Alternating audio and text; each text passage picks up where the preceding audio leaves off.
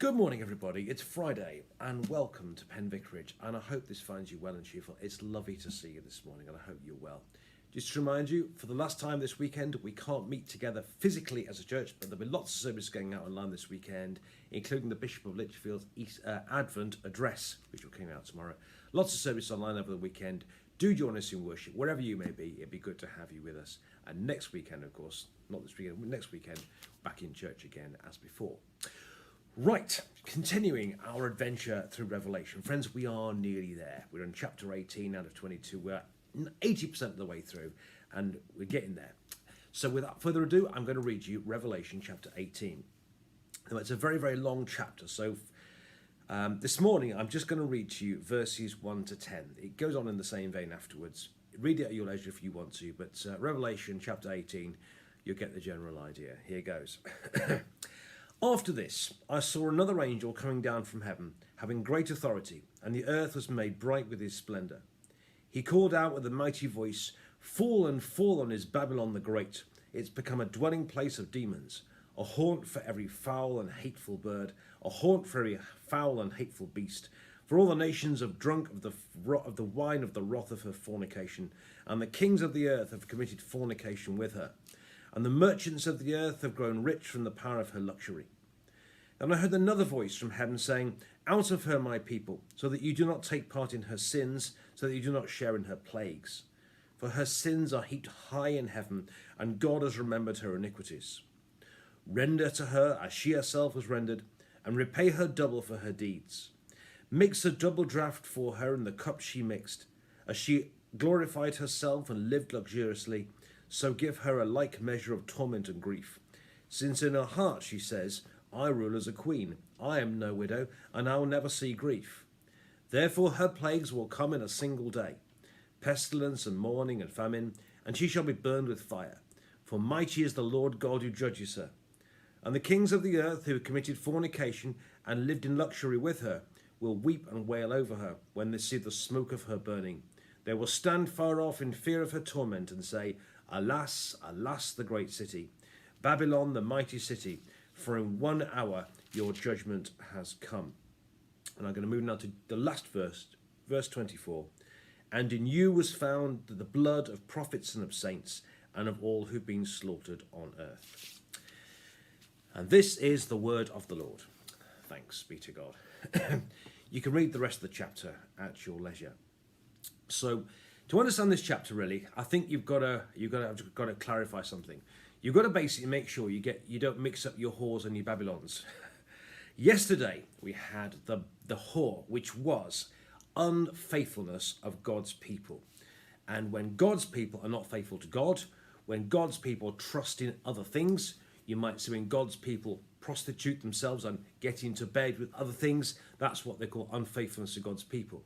So yesterday was about the whore, which is about the unfaithfulness of how unfaithful God's people can be sometimes. Today we find out who they've been unfaithful with, which is Rome, which is Babylon. Rome is Babylon the Great.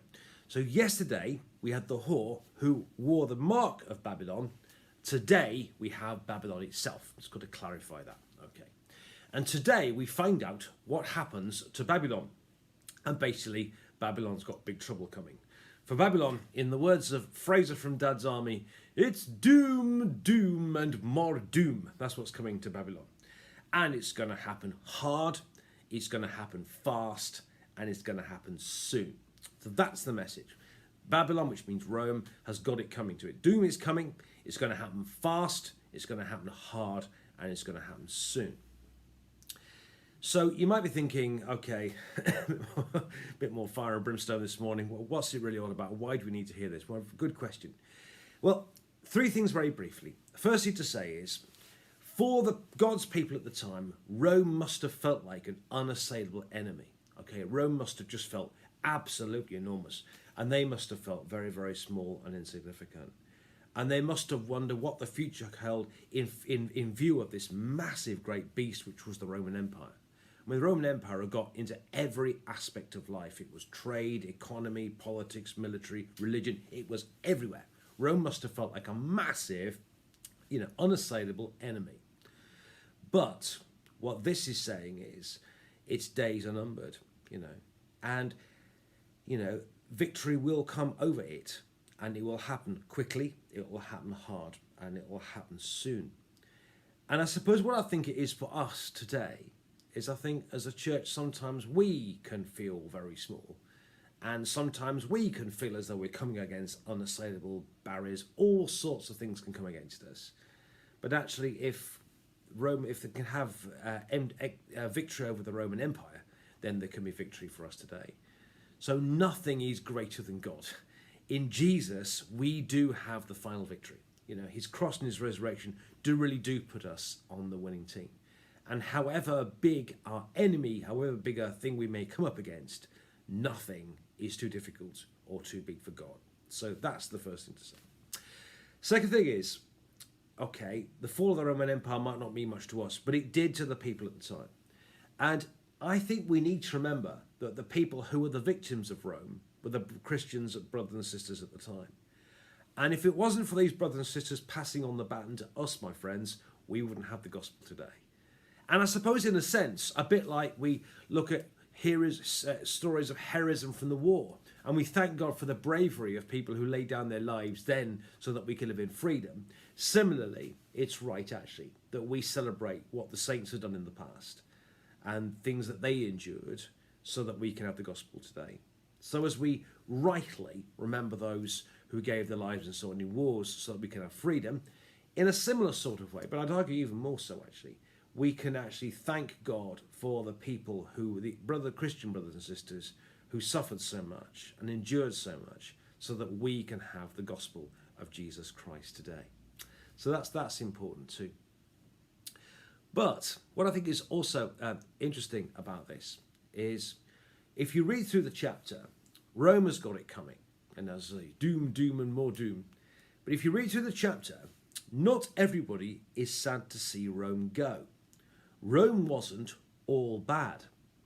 It reminds me of that. I probably shouldn't have seen it, but if you saw the life of Brian, when they're talking about, what's Rome ever done for us? Well, bridges. Well, apart from the bridges, roads. Apart from the bridges and the roads, the sewage system. Well, apart from the bridges, the roads, and a bit like this. Rome wasn't all bad.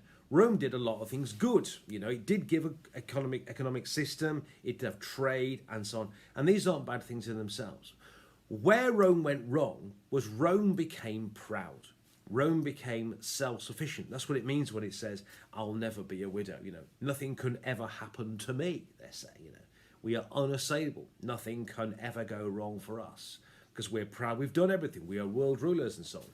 And they put themselves in the position of God. And they thought, I'm all right, Jack. I'm self-sufficient. I don't need God. Nothing can ever happen to me. And that is pride. And that's where they went wrong. And I suppose, in a sense, what concerns me, and I think the kind of advice to us today, call it warning, call it what you like, is how much of our society goes the same way? How much do we think that nothing can ever touch us? How much do we think that we don't need God, that actually I'm fine, thanks very much? Because look what happened to Rome. And I suppose, in a sense, we ought to make sure that it'd be good to make sure that in our lives, that we live our lives in reference to God. That actually we recognise our dependence on Him for everything, and that we ask Him when we make decisions. And we ask, what do you want, God? What would Jesus do when we make our decisions, when we have our hopes and our dreams, our expectations, what we do with ourselves, what we do with our time, yes, even what we do with our money? Do we do things referring to God, or do we act without reference to God? Because I think the important thing is actually God is King and Christ is King, as we found out last Sunday. And it's good to remember that. And let's not make the mistake that Rome made, and let's live our lives in tune with God. So today, my friends, the message is, there's a final victory.